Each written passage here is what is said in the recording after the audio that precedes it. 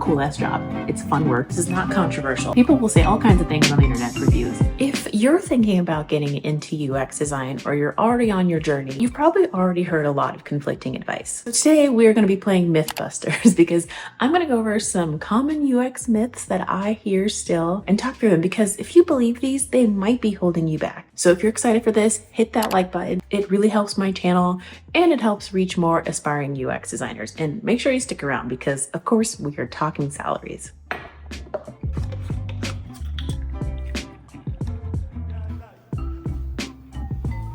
UX design is exclusively about users. We're starting off hot. Hopefully at this point, this is not controversial. The reality is UX design is about improving user experience, for sure. But great UX design also considers business goals, technical constraints, and feasibility. It's a little bit misleading in the name of the job title, user experience designer. Balancing user needs and business needs is crucial because companies invest in UX to increase revenue, retention, and make sure that their products are efficient. Trust me, if design is too user-focused and you cannot tie it to a business goal, it's most likely not going to get support and it's not going to get implemented. Okay, for example, the company wants you to design a frictionless 1, 2, 3 easy step sign-up process. But you know that there might be some technical requirements that you want to throw in there to make sure that it's efficient. For example, maybe you need to have an extra step for email verification so you're not getting a bunch of fake accounts. So you're balancing a user need. You want the users to flow through it as quickly as possible, but there's also like a business and technology need to make sure that you're not getting a bunch of bad actors. And you just have to remember sometimes your UX designs and projects are going to get adjusted based on what the business needs. So takeaway is that the best UX design advocates for your users while understanding the bigger picture, which is the business. Next is that UX design is all about making things pretty. At this point, you probably know that this is not true, but I just wanted to dive in a little bit deeper because I think people come in, and I also had this assumption a little bit as well. I think that's where people get it confused with UI versus UX. And my job title is both UX and UI designer. And there are roles where it's just strictly UI, just UX. UX does not equal UI. UX is about research, user flows, and making things intuitive. UI focuses a lot on visuals. Think UX is about how a product works, researching user behaviors, pain points, creating smooth, intuitive workflows, testing, prototyping, usability testing. With UI, think more typography, color schemes, spacing, think more graphic. And I do both in my role. So I don't want people coming in thinking that you're just going to do one more than the other. More often than not, you're probably going to be doing way more UX work and not as much UI work. Think about like the Google homepage. It's super simple. It's just a search bar and a few buttons. It's not flashy, and it's one of the most well-designed products that everybody around the world uses. If they were focusing too much on what it looked like, then we might get some interactions that were a little bit crazy, animations, fancy layouts, and they do their little Google Doodle, but even that is done in a simplistic way that doesn't take from the function of the website. Even think on like websites like Dribble. There's a reason that it's a great place for inspiration, but a lot of those designs that you see never get built. Probably not all that practical in the real world. And you discover that by going through the UX process, like actually seeing how it works. So focus on usability and the UI will follow. Next, UX designers must know how to code. This one is a misconception that makes sense because I think a lot of videos that you look at and research, they say like, yeah, you don't need to code, no code, like these kinds of things when you want to be a UX designer. Overall, this is true. I'm not really busting this myth because UX design is about understanding users, solving problems, not writing code. But coding does help though. So don't be like, don't stop the video here and be like, Stephanie told me I don't need it.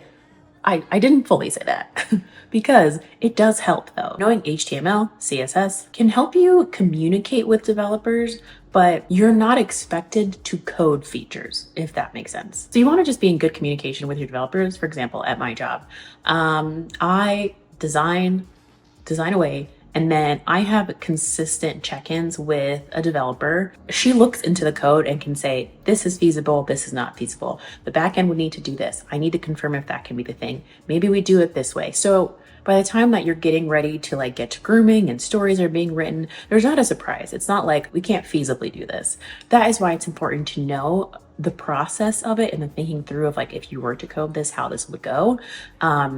But they should not be asking you to do more than that. I'm on the design side, but I'm here to help and listen, and I understand the jargon enough to be helpful to them, so we can create good solutions together.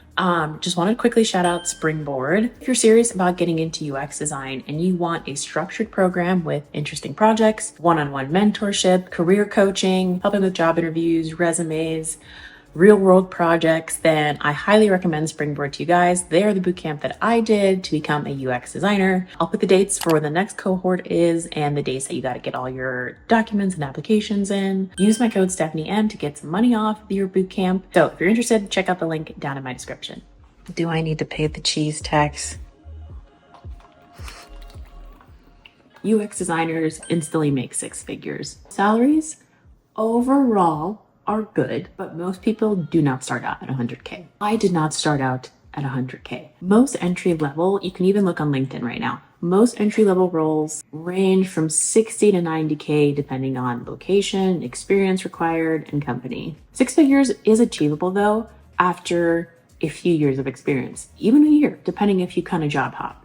So obviously there's factors that impact your salary. The type of company that you work at, whether it's true tech companies, think FANG companies, they definitely tend to pay more. Location, definitely a big influence. San Francisco, New York, LA, even Miami, Seattle, like these kinds of places definitely will pay higher, more than even like a remote position or a smaller city. And your negotiation skills. Yes, you can factor that in because I negotiated in my current role for a little bit more than they were offering me. So it is possible even as an entry level. God, I could make a whole separate video about salaries and negotiations, and I think I will because boy, do I have a story for you guys. I think we all have seen the ads and the marketing and the TikToks where people are like making $120,000 1 year of experience UX designer. Sure, Jan.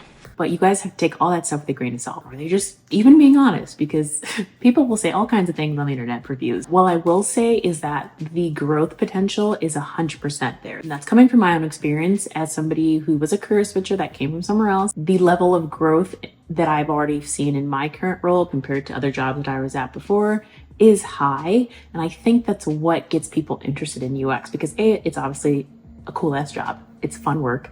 But like the potential is there to actually earn, which is exciting. Focus on doing good work, building that experience, and then the salary will come. I hope that you guys got a little bit of understanding from my point of view. So comment down below and let me know which myth surprised you the most. Is there one that I didn't touch on? Let's get to some truth telling down here. And if you want more UX tips, career tips, make sure that you guys are subscribed. I post videos every Thursday, sometimes on a random Sunday. So if you like what you see and you want more, make sure to like and subscribe, and I'll see you guys in the next one.